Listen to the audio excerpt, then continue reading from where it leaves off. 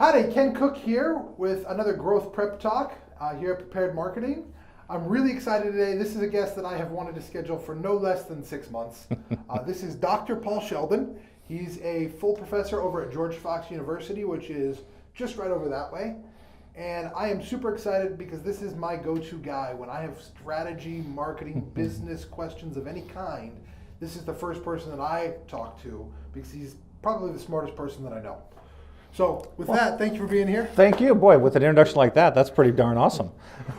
So tell me a little bit about your background so that people can kind of get a feel for where you're coming from. Yeah, so I grew up in Southern California, and I didn't have a clear direction necessarily, so I ended up joining the military, worked for the government for about 10 years, then I thought, hey, I better go back to school.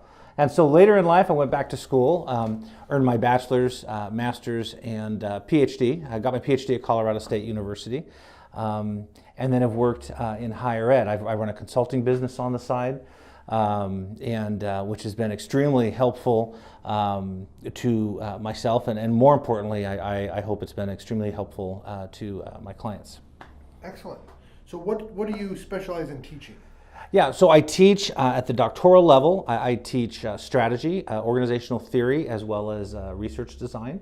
So all about how do we get information and understand how to measure it. I teach strategy at the master's level, and I teach strategy at the undergraduate level. Excellent. So if someone's going to George Fox for strategy, you and they are going to get... They will have me. Actually, I teach every single business student coming through because the strategy class is a required class. Excellent. So if you're looking for a good school to go to, not just because half of our staff went there, but what keeps you motivated to do this? Like I think for a lot of small business owners, for a lot of business people in general, how we keep that motivation driving us forward? Yeah. How do you do that? Yeah, that's a great question. It's similar to an only child. When you run your own business, it's kind of like if it's going to be, it's up to me kind of an idea. I love what I do. I love serving others. When I think about organizations, I think about where do people spend most of their waking hours between the ages of 22 and 65, and it's typically at their place of employment. Gotcha. And so where can we have a positive impact on people? Well, if you can teach people to be successful, teach people to perform well with efficiencies, profitabilities, all those things, good things happen for people. When you look at business in general, there's a lot in the strategy world that's changed probably in the last 70 years, I'd say. Yes. You've got a lot of new business strategies. Oh, yes. That are kind of constantly coming out. Yes. How do you deal with understanding what's good and what's bad? Yeah. I think as a small business owner, one of the areas that I struggle most is I can go read 10 different books on business strategy. Yep. Which one of these is by a guy who's failed the business 4 times in a row? Yeah. Which one is a billionaire? Or if they're all billionaires, how do I understand what path I should go down? Yeah, excellent. I get that question all the time. And actually, one of the things I hear a lot when I work, especially with tech companies, I'll hear things like, hey, Paul, we want to be the next Apple, or we want to be the next, Intel. And I always try to share with them that that's a great aspiration, but we already got one of those. Right. So let's figure out how you could be the best you, whatever that organization is going to look like. There is not a one-size-fits-all. There are some generic strategies we talk about. We talked about it briefly before. There's we're going to be low cost, we're going to be differentiated, et cetera. But then there's this vision from the owner that we really want to try to capture. One of the things that I do in my consulting business is I help work through that with the owners to really develop what does that look like for a direction, and then how do we almost reverse engineer it to get there. Does strategy... How does strategy really work for a small business to be successful? Because I think what I see a lot of is I'm really good at this. I'm going to start a business doing that. Yep. And now I either win or lose. And most often, I mean, statistically, right, 85% of small businesses close in 5 years. Yeah. I don't think that's because they have bad ideas. Nope. Is it bad strategy? Is it bad execution?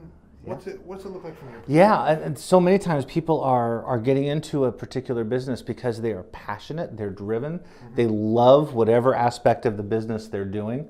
But there still needs to be some type of understanding of where that business fits with the general industry or with the general competitive environment. We live and work in a competitive environment. Right. Whether we want to or not, that is what happens. Yeah. And so we have to understand as a small business owner Where does our business fit in? How do we get, maybe we're not dealing with market share, but maybe we're looking at customer share, where instead of saying, we're not going to get 40% of the market like Coca-Cola does. We're just going to get, of all the customers I have, of these 1,000 customers, I want them to come to my service or my product 80% of the time they need something like that. Right. So it's understanding that. A lot of times when I work with smaller businesses, what I hear from their owners is, I'm so busy doing this stuff, I don't have time to sit back and strategize. And that's so true, because people are spending a lot of hours doing that. But taking 4 or 5 or 6 hours to sit back and go, okay, why do we exist? What are we doing? How are we different than the next person up the street? I really think that this idea of, if I spend 4 hours planning, yes, that's going to give me 20 hours of execution yes, and value. Yes. Right? And we could go back to one of my favorite Abe Lincoln quotes, right? Yeah. If I had 6 hours to cut down a tree, I'm going to spend 4 sharpening the axe. Yeah, yeah. How does strategy actually do that? Yeah. And the reason I ask is I think a lot of small business owners, they don't know what we mean when we say business strategy. What does that really mean to plan a strategy? Yeah. So to plan a strategy is to have a clear direction and understand where your product or service fits into the competitive matrix, right? A competitive matrix is where the other people are playing in that sandbox. Okay. One of the things I like to equate it to is if in a musical group, for example, we can have phenomenal musicians. And they can be playing wonderful pieces, but if they're all playing different pieces, they're not connecting their energy. They're not going in one direction. They're spreading out.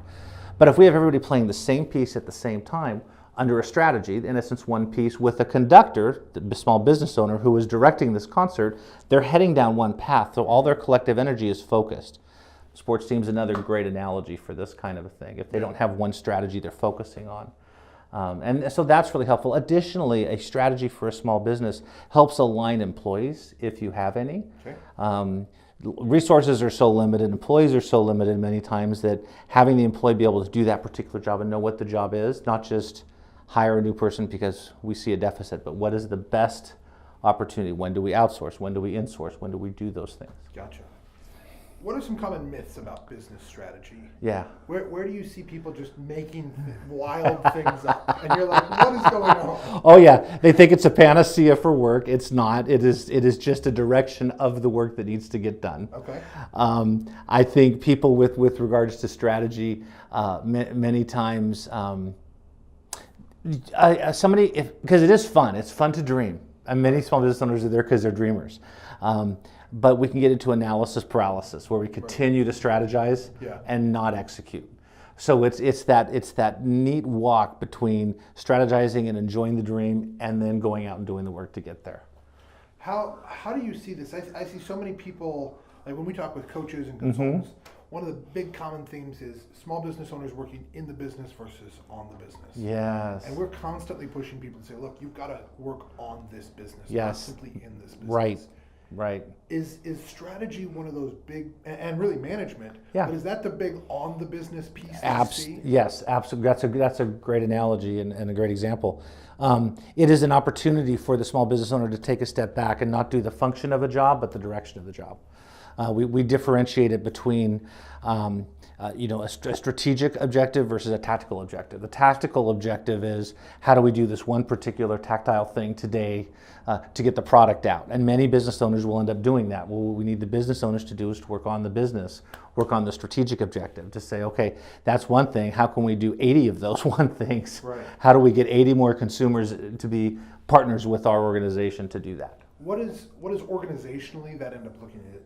Is that your policy procedure? Is that your job descriptions? I mean, what does that really look like? Yeah, so it's developmental. Okay. So a lot of times when we see a company or an organization startup life cycle, it starts off with one person doing everything, and it's just this fall off, right? And so as it begins to grow, we need to start instituting procedures and policies.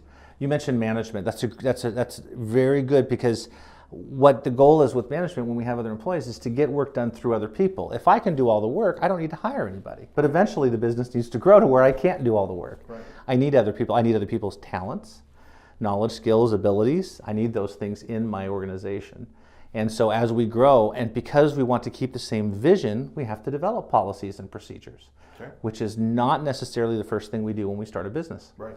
So we talk about this curve that happens in the kind of the business owner's life cycle, right? Yeah. Where he starts doing more and more and more, or she. Yeah. And then they hire people. Yep. And now it's like, well, now what do I do? Yeah. Yeah.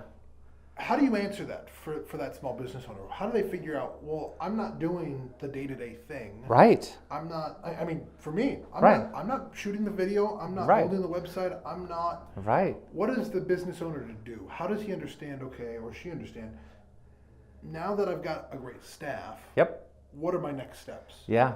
Yeah. Well, and that's great. So part of it is to develop a new vision. That's why the strategic planning or scenario planning, there's a couple different ways to do that, is really an iterative process. So we might have a 3 to 5 year strategic plan, but we're going to revisit it every year or every 6 months or whenever and say, okay, this is what it looks like now, and here's it's going to change, and here it's going to change. And so the owner begins to be the steerer of the organization, not the doer within it.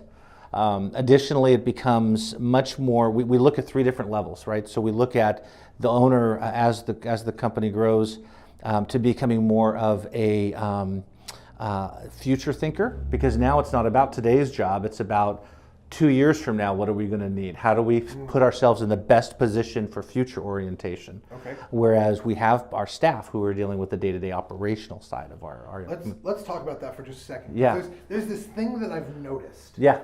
When we talk about businesses running on a quarterly cycle, Yep. it seems like that as a concept, maybe is the right term, is problematic, especially for long-term thinking. Yes. Is if I'm judged and I keep my job based on stock price at the end of this quarter, let's say, how can you also pay me to think 2 years down the road? That's right. I mean, is this a serious problem, and how is, I mean, because this seems somewhat insulated from small business. I don't know many small business owners who are willing to trade right now for 2 years from now. Correct. But I think as I look at a lot of bigger businesses or businesses that are growing, they sometimes are saying, yeah, we've got to trade the right now. Right. Or trade tomorrow for right now. Correct. How do you determine when that's the right or wrong thing to do? Yeah, well, a lot of it has to do with ROI. I mean, a lot of it is, based on our investment today, what kind of return can we expect? From a small business, you can't push your return so far out that you would lose the business. Gotcha. So some of that will be determined upon that. One of the things that I do, I had another organization I worked with last year, and that exact thing came up where we were looking at the CEO's compensation package and measurements for success, because measurements are a big issue. And we didn't want to throw away the quarterly metrics, but what we did is we started with a 3-year end goal and then worked back and said, okay, to be at this end goal, 3 months before that, where we need to be, and back and back and back. And so those quarterly goals became part of that end goal, not just profitability for the 3 months. Now, the profitability is not extremely important. It's just there are times when the CEO needed to reinvest in the organization to move it forward, so some of his financial ratios would look different to get the growth that they ultimately wanted. And so this is something where, like, Bayer has to spin off a $9 million division and show a giant loss in order to go buy Monsanto, which is a $40 million division. Correct. That's exactly right. That's exactly right. But so for one quarter, if you just took that one quarter, it might show a huge loss, and that's not. But we want the leadership. We want the small business owner. We want the large business owner to be able to make those decisions the best way they can, and that's a strategic move. That's part of the strategy. So let's talk about services for a second. Yes. I think one area that is kind of mythical for a lot of people is, well, how do I determine my services in light of our strategy? Yeah. How when you're walking into a business, how do you understand their strategy based on the services they're offering? Yeah, that's a good question. One of the things I look at is your strategy should be readily apparent in everything you do. Okay. So if we're looking at a low-cost strategy, well, we're going to be less expensive than our competitors. Okay, and that's just a generic strategy. It's not an everything strategy. It's a generic strategy. Then I would want to see things when I walk in the room with regards to services that are functional yet efficient, because we want to keep costs down to keep our margin on a lower cost. Whereas if we want to see something different, when I walk into the services, I want to see a lot of bells and whistles. I want to see people going that extra. I want to see lots of extra staff to serve. And provide service to the consumer. This is like a Motel 6 versus a Ritz-Carlton. Exactly. And it's Dollar Tree versus Nordstrom's. It's all we see all these differences. Right. And we don't expect to go into Dollar Tree and be helped necessarily. It's not that we don't get help there, but that's not the level of expectation. But if we go into Nordstrom's, there's a personal shopper opportunity. There's all these other types of things that cost. Price is included in that, but we expect that. So price is one area where you can determine your strategy. Yes. What are some other key areas that you should be looking at as a business owner and saying, here's how we're getting strategic wins? Yes. Niche versus broad is another aspect. Are we niche as far as our consumer base? Are we looking at, we're located in Newburgh. Are we really targeting the Newburgh area? Are we targeting the Northwest? Are we really going broad where our consumers are all over the United States and all over these different SES categories and all over these different just a broad aspect. If we're broad, that's good. We have a large consumer base, but then we don't know our consumers as well. Okay. Where if we're niche, we have the opportunity to really drill down and know our consumer really, really well, but we don't have as large of a consumer base to go after. Okay. And so that's another aspect of strategy. So you've got price, you've got consumer. Mm-hmm. How does something, and I don't want to be too technical, so maybe No. you can help define this. How does something like Blue Ocean fit into that? Yes. So a blue ocean is the type of strategy where there's nobody else in the market. And sometimes that can happen because we're going to go niche. This is not the case in Newburgh, but if we come into Newburgh, it's a smaller town, and let's say there was no other coffee shop there. Which is not the case. Which is not the case. But let's say we go into Newburgh with a coffee shop. We're in a red ocean, Right. which is a highly competitive environment. Right. That's hard to do. But if we entered into, we used to have a guy with a hot dog cart Right. pushing around. Well, there's nobody else doing that. Right. There was nobody else selling that. So he created a little blue ocean, but it was a very niche market. He doesn't care about Sherwood. He doesn't Right. care about McMinnville. He just cares about this niche. Whereas if we went to hot dog on a stick, they're selling it broad nationally. So are there other areas? So really, what that is competitive nature or competitive landscape. Mm-hmm. So you've kind of got price, competitive landscape, Yep. consumer base. Uh-huh. Are there other big areas that a business owner should really look at? Yeah. The other thing is many small business owners that I have also worked with is they look for what we would call a best value, Okay. and that's kind of in the middle. Which is, we're not the least expensive because we're not going to be able to buy things in bulk necessarily and work on the 45-day, turnaround for pricing.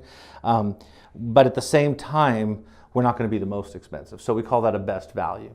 The challenge is if anybody can come on either side of that, whether they're super less expensive or more expensive or provide more. But that's a really good place for small businesses to be because they can also, okay, here's a technical term, they can poach out of all those consumer bases really nicely and create a business. Explain what that means so folks can follow. Yeah. I get what you're saying. Basically, if it's, I'm visual, so that's why I'm using my hands, but you have, if you pick your best value, a best value is kind of in the middle of all those things we talked about, the consumer landscape, the price, and the amount of consumers.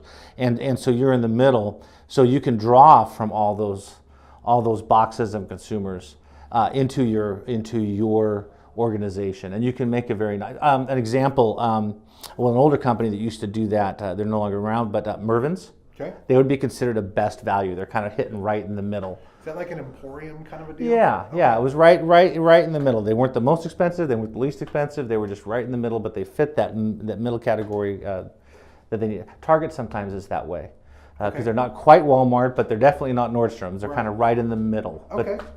Let's talk a little bit about communication within this. How do you see effectively communicating that strategy both to your consumer base and internally within the company? Yeah. Well, I think internally is the first step. Okay. First, take that back. When you develop the strategy, one of the things I really work with companies about very strongly is to begin to, again, it goes back to the measurement idea, and you're almost partnering with some of your consumers to come in and say, let's have some meetings, let's have some focus groups, if you can. Why do you do business with us? What is it that makes you raise your hand and say, yes, this is my organization? So you want to find out what your core is. Okay. Then I would also encourage the leadership team or leader to really sit down and say, okay, what are those non-negotiables? What are we not willing to change? Our core of who we are. And it's okay if that's profitable or not. There's some things that are non-negotiable for the small business owner. And then everything else then goes onto the table, and you work together to say, okay, based on what we hear the consumer needs, based on our expertise, who do we want to become in the next 3 to 5 years, or The industry will determine how far out you look. Okay. If I'm high tech, I'm looking at 9 months to a year because tech changes so quick. So then you will find out who you are, and then that branding then needs to take place internally first, so everybody knows what we're doing. Gotcha. And then that then permeates to the consumer. Okay. How does that then permeate to the staff? Yeah. You know, because this is where strategy and culture intersect. Yes. Is kind of what it seems like. Exactly. How are you going to your staff, or how do you recommend a business goes to Yeah. a staff and say, look, this is how we're going to deal with Yeah. this? Yeah, I definitely do that in meetings, have a starting point. I've done it with, you know, if you have a monthly meeting or whatever you might have, where that becomes the first 5 minutes of the meeting. You know, where it just is, this is what we're doing, this is how we're progressing our strategy, this is whatever slogan you might have or brand that you want to share. A lot of times having some type of a rally slogan is helpful. Okay. Because it begins to help our decision making. The idea with having it push out to the staff, it's cultural, but it also helps them know, it frames their decision making. Mm. So if I'm trying to make a decision on working with a consumer about something, and I know what our long-term goals are, then that determines my decision today with the consumer. Okay. In many instances. Is this also, so for like a service-based industry, yeah, this might determine what clients you take or don't take? Exactly, exactly. And that is it's really good you mentioned that. Is it not only lets us know who we are and what we get to include, it also allows us to say no, because there's a lot of great ideas out there, but in small business we have so much and only so much to work with. Right. So we have to decide where we're going to put our efforts, and we need to limit those to where we can be the most impactful. So let's talk about growth. Yep. How does a small business become a medium business? Yeah. Well, there's $1 million question. Right? I mean, if we can answer this in the next 90 seconds, sure. We'll encapsulate it. We'll sell it. It'll be $40 to watch this next section. Yeah, exactly. Plus 10% of future earnings. Yes. No, it's, you know, it's so different. I like to see, I mean, ideally I would like to see every small business, because the small businesses are the backbone of our industries. Right.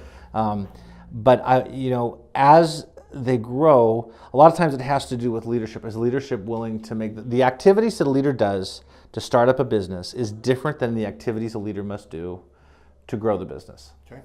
And some of that has to do with that transition between, hey, come on, let's 2 or 3 people get together, we're all working, we're doing everything, to starting instituting policies, start future thinking. Because they're staying in the previous stage of the organization's life cycle. Okay, so you've got to develop those pieces.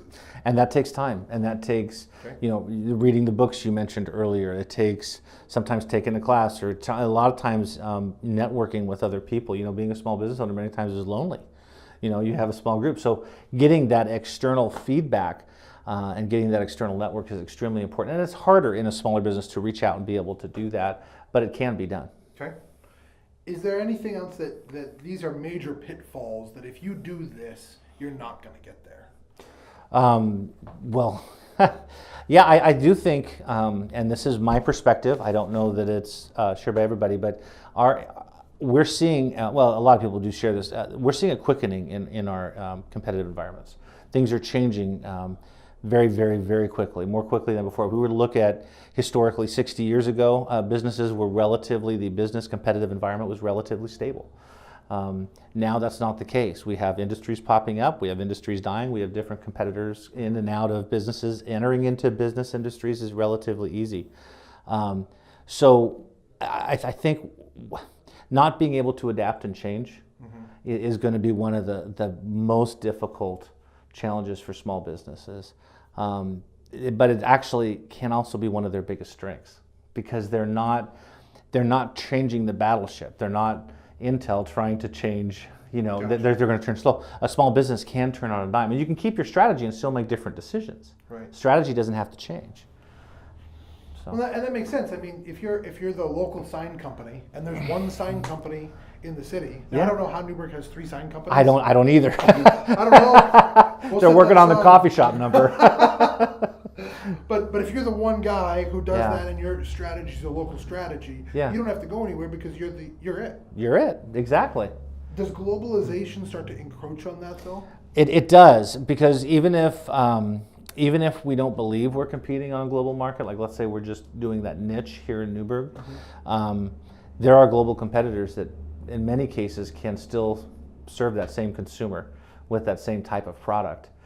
So we're still in a competitive environment with global organizations. How you mentioned product there? How does that vary? And service. Product versus service. Is that the same? I mean, is globalization as fast with services as it is with products? Yeah, it's good you say that. It is not quite as fast, but we are still seeing that. Okay. We are still seeing, especially companies provide, and depending on the service, tech services. Yeah. Absolutely, we're seeing that all over. Services though that require a cultural knowledge or a local knowledge are a little more insulated. Okay. But even in the healthcare field, many of our radiologists are actually overseas now, because they can send the x-rays or the MRIs overseas in a digital format that's just as clear as they would read here, right. and healthcare companies are able to save a lot of money. And so something that really didn't used to be offshored is now being offshored. So how does this work with kind of your nuts and bolts industries, your home builders, your realtors, yeah. your plumber? I mean, because a certain amount of that, someone has to physically come to you. Yes. Right? Yes. And that prevents globalization to a degree. It prevents it to a degree, but what we're seeing with the advent of technology is people want a response at a very quick rate. Okay. Even if it's I don't know yet, I'm finding out, but I heard you, that research is bearing out that small business owners who respond quickly have a greater likelihood to get the job. Yeah. Even if it's not we would call it a quality response, meaning here's all your answers, here's your entire quote, here's whatever right. you're providing.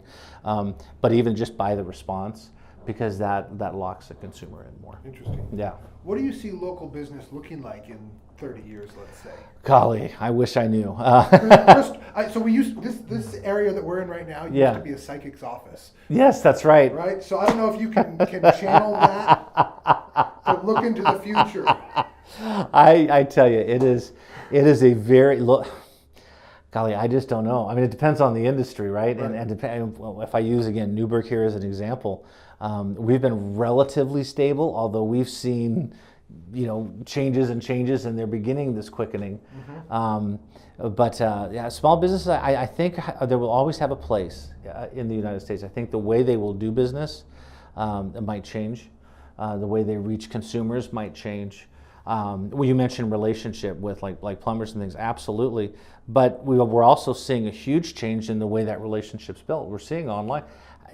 30 years ago, nobody would ever dream of doing car insurance totally online, never seeing the company. We used to have insurance agents, local insurance agents that we would talk to. Yeah. They don't exist anymore necessarily, in large part. Now we, go to, Flow online and go to Geico and get a quote and move on. So the local business has a place, but the way that relationship looks is going to change. Interesting. So we're gonna kind of go to our next section or our next segment, and we're gonna really talk about more marketing, more growth, more focused things like that. Yeah. When you look at, and we've talked a lot about measurement, how does measurement fit into strategy from your view? Measurement's huge. It's the idea of how do you know when you're going to succeed. Okay. And how do you know when you have arrived? So one of the things we do in strategy, one of the last things we do creating a strategic plan becomes, how we're going to measure it and what becomes our measurement where we say, okay, celebrate now. And don't celebrate until then. Gotcha. It's not that we can't, but it's the idea is how do we know we're going to succeed? And that's where measurement comes in. And it also needs to be done in a continuous process. It's an iterative process where we continually measure, and it needs to then be fed back into our organization to where the organization then can utilize that information and make the adjustments, micro adjustments or major adjustments, as needed to continually be successful. Can you give a kind of a practical view of some things that you think small business especially should measure? Oh yeah, absolutely. Well, obviously one is profitability, and there's lots of different financial ratios. Return on assets, return on equity, return on investment. There's all those types of financial measurements, and financial measurements is important. That we need to have those. There's other aspects of measurement like consumer rate of return. Are we having return on consumers. How much are we having? It's good to target people who've already bought our product. Is this like a churn ratio type piece? Could be a churn ratio, absolutely, okay. Absolutely. Obviously, you see a lot of satisfaction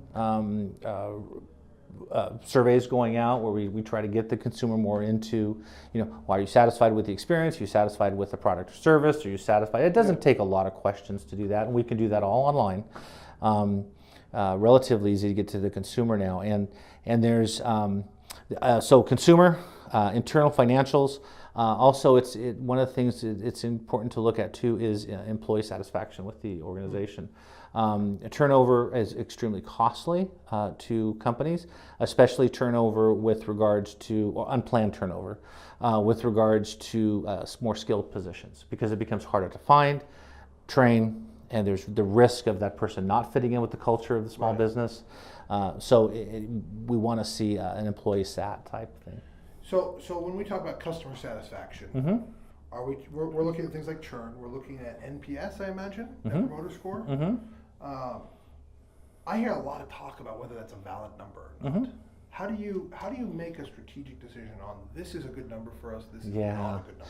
So I like to share with people just like any type of, and many of us have taken some type of a Myers-Briggs personality test or a DISC test or a True Colors, or any one of those tests is not complete.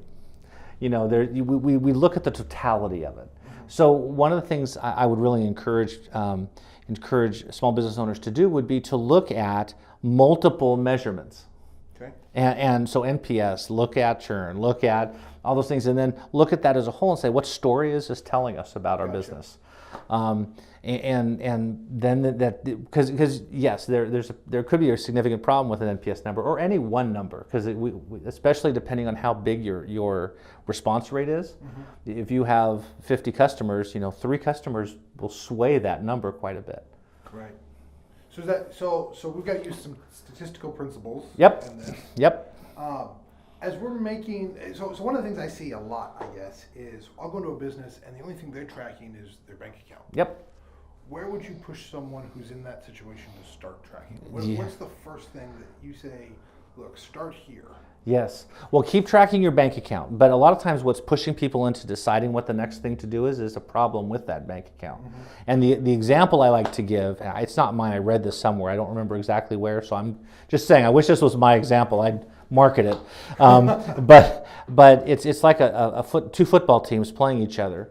And when they interview the losing coach, if you say, hey, what was the problem? And they go, well, the score was the problem.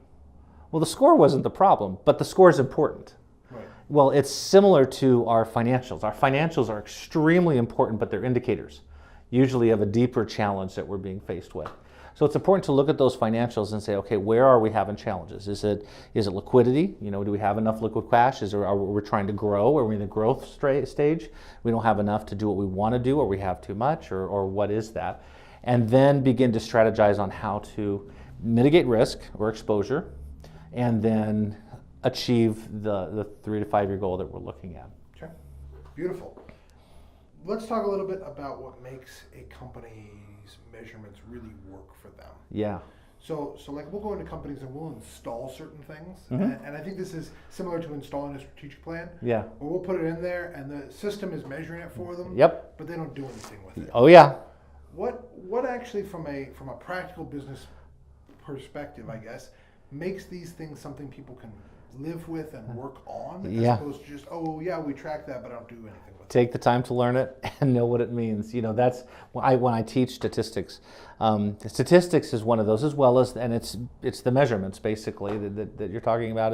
Is once you learn it, and once you learn what the information is saying, it doesn't change necessarily. I mean, there's permutations of it, but it doesn't change. So take a few hours, learn what those things are, learn what they mean, learn what those outputs are, and that will help dramatically increase the decision making of the leader with regards to their organization. So I know that you work with a lot of bigger companies. Yep. How does big data fit into business strategy? Because one of the things that we see is even small companies are generating massive amounts of data. They just either A, don't realize it, B, don't know how to store it, or C, don't know how to filter it. Correct. How do you go to a big business and say, here's your data, let's put your arms around it, and here's how this becomes part of our strategy. Yes. So we would break out a strategy, and we would have maybe three. Let's say we'd have three components. We'd have a financial component, similar to a balanced scorecard. Okay. So there might be a financial, a people, and a market, or whatever those three major things are. And then you would filter your data under each one of those categories. Okay. What helps us understand our financial system? What helps us understand our consumer? What helps us understand our market, or whatever other categories you'd like? And then the data that doesn't fit, that's okay to let leave.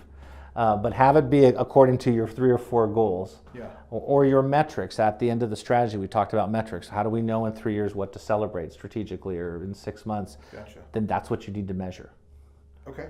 So something that they can look at on a quarterly basis or on a Absolutely. monthly basis and say, this is the data that we're generating, here's what it all looks like, and here's how it compares. Correct. And here's what we ultimately want to see. Here's where we want to see. Here's our benchmarks of where we would need to be to make it to those things. The other thing is there's qualitative data. There's people's stories are powerful.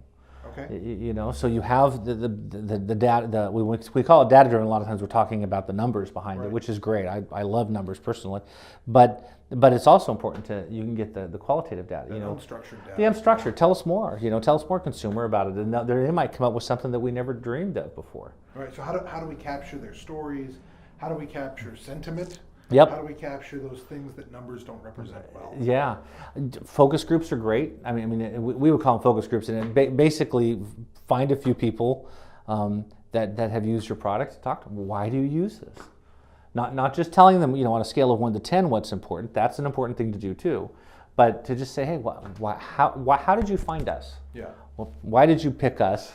Why do you continue to do business with us? Yeah. Find somebody, and if you can get this would be great. Find somebody who you talked to that didn't choose you, and say, why not? Right. That's going to be a hard pill to swallow for many people because they didn't choose you, but it's also really important to know. Yeah, you got to have that. You got to have that. So I think one of the other questions with that is really understanding how would you feel if we weren't here? Yeah, that's something. That's a great question. Ask people to ask all the time is if you couldn't buy this from us, what would you do? Oh, that's a great question. That's a great question. I've also asked the question, what is it that you like about what we do? Because we want to hear that too, because those are the things we want to make sure we don't change. Yeah. And then we want to ask, what would you want to see different? Gotcha. It is important to ask more than one person, because otherwise we're tailoring our whole business to one person, and unless they're our only consumer, creates a problem. It creates a problem. When you look at the tactical side of measurement, what are some of those things that you really think small businesses need to start employing? Yeah, collect it. Also, look for it in different places. You might look. There's a lot of governmental organizations, Bureau of Labor Statistics, and things like that have already captured this information for you. Interesting. And they have industries, and they won't have your specific, but they'll have geographic information geographically broken down. A lot of times there's a small business organizations. I know here in the Portland area, PCC has a small business director that she captures a lot of data for that. So when we look at how moving to like forward-thinking technology, machine learning, automation, etc., how does that impact business strategy? Is that just going to create all kinds of new strategies? And how does a business need to start to deal with that level of sophistication that is really all around us? Well, and we're going to have to deal with it anyway. I mean, we have more opportunities to put things on our phone than we ever have before. So we're dealing with automation, and I don't think. Here's what's interesting. It depends on what you're looking at. If it's about, let's say, your business is or a service business, and it's about relationship. Well, it used to be relationship was having a shingle on a door, and people would come in and visit. Then there's, Facebook and Instagram and Twitter and all the other stuff. Are those strategies? Not necessarily. Those are just finding our consumer and having a relationship with them in the way that they're looking for now. So the strategy actually didn't change. Okay. But the tools that we use are changing. So like with automation, automation's a huge thing that's important to do in organizations, especially small businesses. It's also one of the most overlooked because it seems like it would be extremely costly, yet it's costly not to do it. Yeah. how does machine learning fit into that? I mean, when you've got the ability to go, I saw a thing where you could buy access to Watson for under $10 a day. Mm-hmm. I mean, how does a business begin to grow and change with that kind of capability that used to be only the Fortune 5? Right, right, and it's the big equalizer. It is the big equalizer where we all now have access, not to everything, but to a lot of things now to be able to make good decisions. And data-driven decisions are extremely important for small businesses. Here's another example. When we have, let's say, an Intel or an HP or a Nike, they can make $1 billion mistake and still survive and be okay. Mm-hmm. They probably will lose some people over that, but they're still going to be okay. Small businesses, they need to be even more careful with their decisions because most people don't have that kind of reserves to make those kind of mistakes. But if you do have $1 billion in reserve, please give me a call. We can definitely help you with that. Exactly. So, but that's why it's really important, right? Because we don't have the flexibility to make those decisions. We need to make good decisions almost every time. Right. So as we kind of wrap up, what are some pieces of advice that you would give to a small business who's really looking to accelerate their growth? Yeah. Future thinking, not just today thinking, future thinking, like we talked about. Think about who you want to be and why you're that. Okay. And then be sure that you can communicate that to your employees, to your consumers, so they can say, this is why. Because as a consumer, we want to say, why am I choosing you versus the other people I could choose? Yeah. And so if you know what that is, be able to articulate that in a way. Use automation, use your data sources as much as possible to make your best decisions. Okay. What's the best thing you've ever seen or done in an organization to help it grow? Golly, that's a good question. The best thing I've ever seen is I've watched a CEO push back on his employees and say, we want to do this. We're all getting together to make this decision together. And what that did was several things. One is generated a whole bunch of great ideas that he wouldn't have developed or him and his C-suite would not have developed on their own. The other thing it did is he had instant buy-in with all of his employees. Mm-hmm. And so it was no longer his strategy, it was everyone's strategy. Gotcha. And so the opportunities to do additional work, we call them citizenship behaviors, working on those things beyond what our position requires, it was an amazing company. Excellent. So. Well, hey, thank you so much for sitting down with me. I really appreciate it. You've been listening to Dr. Paul Sheldon from George Fox University. Great guy. Thank you so much, and we definitely look forward to having you back again. Thank you very much.